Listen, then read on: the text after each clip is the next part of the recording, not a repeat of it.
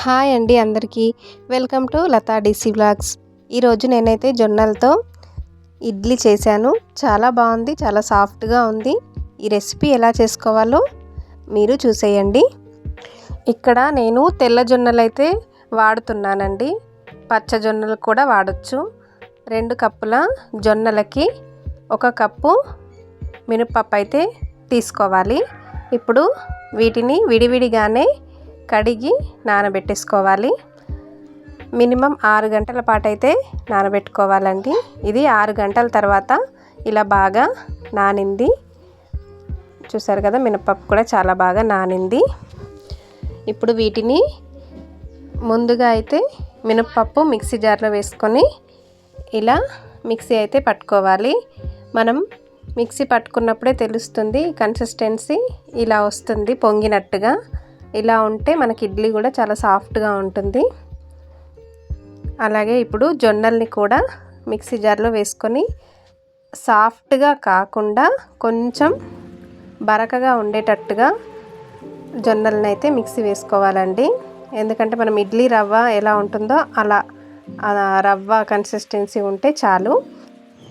ఇప్పుడు మనం ఈ పిండిని బాగా మిక్స్ అయ్యేటట్టుగా కలిపి మూత పెట్టేసుకొని నైట్ అంతా దీన్ని బయటే ఉంచేసుకోవాలి, ఫ్రిడ్జ్లో పెట్టకూడదు.